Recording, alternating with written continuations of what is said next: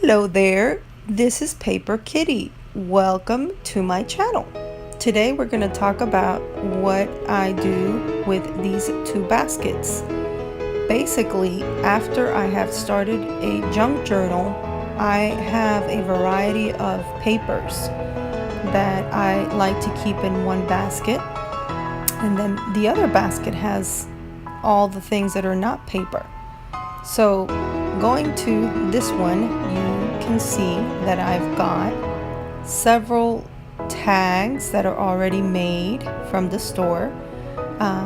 We can use them as is or embellish them further.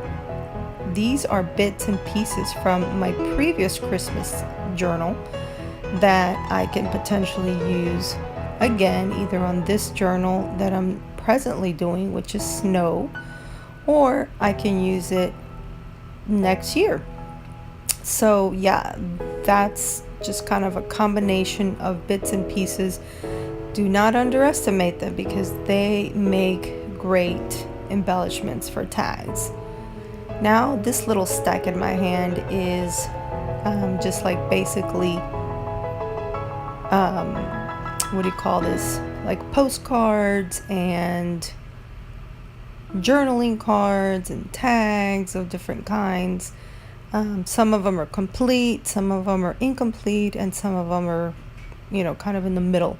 And that's okay because they're great for templates, or I can use them as just the tags that they are. So yeah, that's always fun. And I love my little paper clip because that's what I do with it. And these are just random papers that I found that when I looked at them I thought, maybe I can use them. And this was a little project that I wanted to try to work on. And this piece of paper is a sheet of paper that is the size of the books for Christmas that I made. But it didn't really fit with anything. I feel like it had a little bit more of a modern feel. And I'm not going to be able to make more Christmas junk journals this year.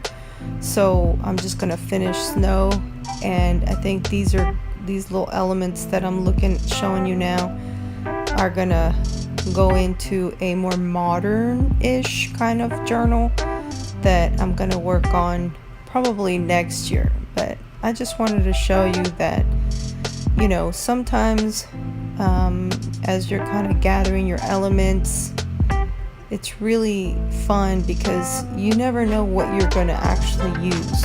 You may or may not use it, right away or this year, but eventually, once you have these things, it kind of gives you a head start for the future, because next year I'll have a lot to work with already. So and it just gives you inspiration as I'm cutting these different elements. It's giving me ideas of colors and things like these little gifts. I think that's really cute. I might be able to use that. So yeah, I still need to do my tags for snow, so I'm gonna try to hurry up and get that done. That's a little hard to do, but yeah, these little bits that are fussy cut are awesome because I got them from like little store catalogs that have they're like those little trifolds and brochure type that are thicker, so when you cut them they look like kind of like chipboards a little bit, and I think that's a lot of fun. So that's what this is.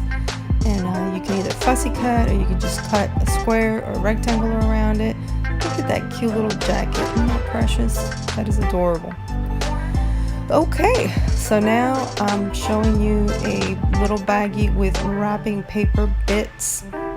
And that's kind of like when you wrap a gift and you have this odd piece remaining.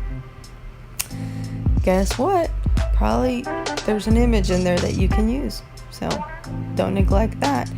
These are just pre-made from the Dollar Tree. I thought that they were really good value, really pretty.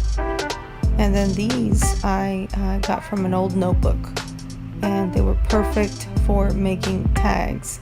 So yeah, so then you've got the cardboard bits that I, from the previous project that was also Christmas journal.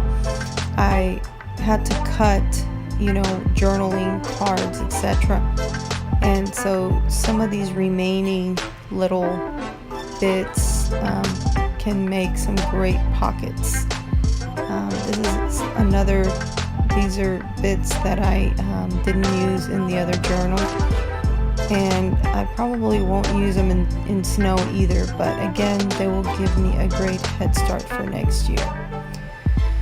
So yep, there are stickers, there's junk mail, like I said, there's bits and pieces of cardboard that I can use for either embellishments or pockets, and then there's leftover paper, tea-dyed paper, which is always good to have because it just seems like when you're covering a tag with the most basic thing like the tea-dyed paper, you can always embellish it, and it's just a very neutral surface to work with, so it goes with a lot of things, even if you're not doing like an antique kind of journal.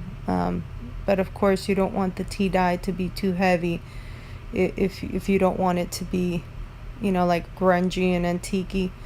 So this basket has all these other things that are not paper. So you got the eyelets, you got the paper clips, you got the fabric, you got the jewelry, just that kind of thing.